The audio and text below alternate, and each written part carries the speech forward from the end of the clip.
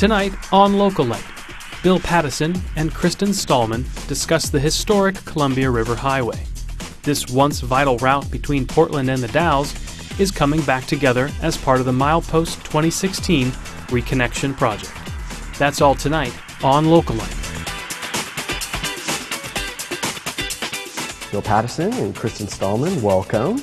Glad to have you guys here. We get to talk about the historic Columbia River Highway, which you grew up next to. Yes, is that I correct, did. Bill? Yeah, we were just a couple hundred yards from the highway. Yeah. Now, whereabouts in the gorge was that? Well, it was presently it's the Stonehenge Gardens and Restaurant there. That was our family home. That which the actual place where the restaurant is now? Yes. That was your home? That house. Uh-huh. Really? Yeah. And then the highway, which is not, is it exactly where it was? Yes. Today? Yep. That it was back then? Okay. All right. So what was it like in that time? I mean, there was not nearly the infrastructure and everything that we now have with 84. We'll talk a bit about that. But tell me about that time period a bit.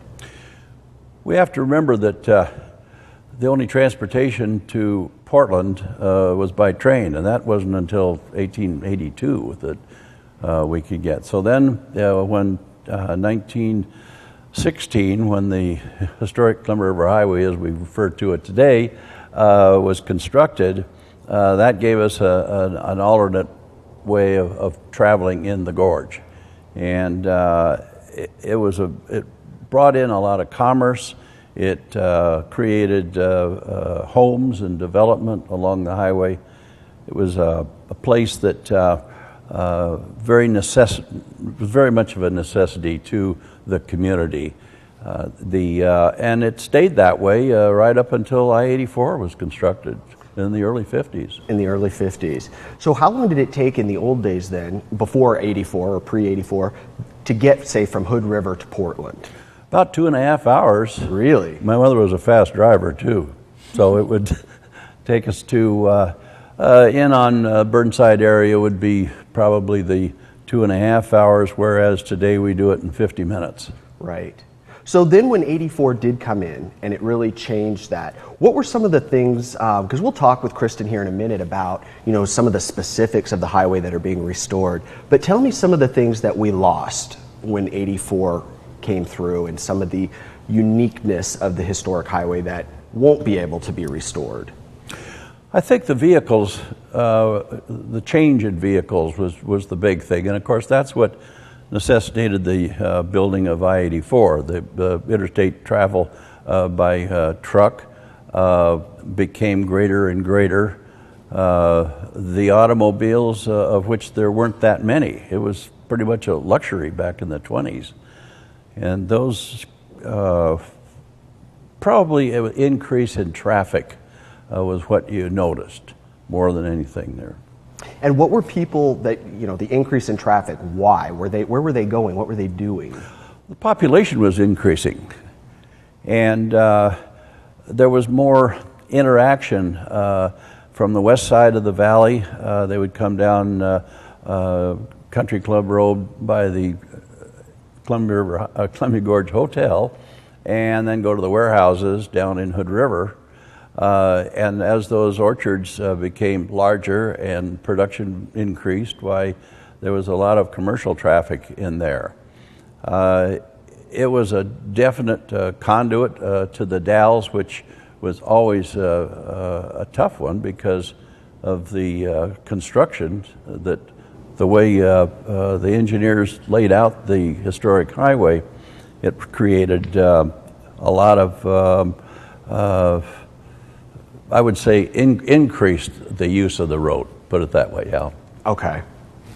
So Kristen, the project, and how did you get involved with this project and the restoration of the highway? Tell me a bit about that. Yeah, I work for the Oregon Department of Transportation as the National Scenic Area Coordinator, so I get to come out to Hood River and the Dalles often, and one of my components of my job is working with Bill, because Bill's on the historic Columbia River Highway, and I get to staff that committee, and it includes 10 representatives, 4 from a lot of the state agencies, my agency, Oregon Department of Transportation, State Parks, Travel Oregon, and SHPO, But one interesting component is that I get to work with 2 representatives from each of the 3 counties in the gorge. So I work with 2 folks from Multnomah County, 2 from Hood River, which Bill is one, and 2 folks from Wasco County as well. Wow.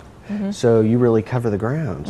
Yeah, I come out here a lot. Yeah. So how long have you and Bill then been working together? Since the beginning of the project? No, I came on in 2006. And the project itself has been going since 1987, around that, where actually was the state legislature passed a bill, and in it they said we're going to start this historic Columbia River Highway, and the Department of Transportation is going to support them, and that's why I get to work out here. Oh, all right. Yeah, and I want to talk a bit, about the funding for this and how that all works, and the misperceptions possibly that are out there. But one thing that surprised me is that you mentioned back in the 80s this project started. A lot of people, including myself, probably didn't realize that. The Mosier tunnels, for instance, that's sort of when it started getting on my radar. I was like, oh yeah, this is what's happening.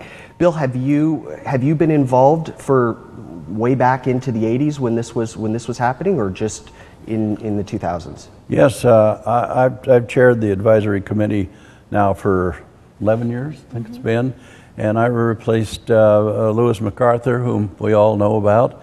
He was the original chair, and I came in at the early part of the construction of the catchment structure that is in the west of the tunnels there, and it was a huge project, and it still is a huge one.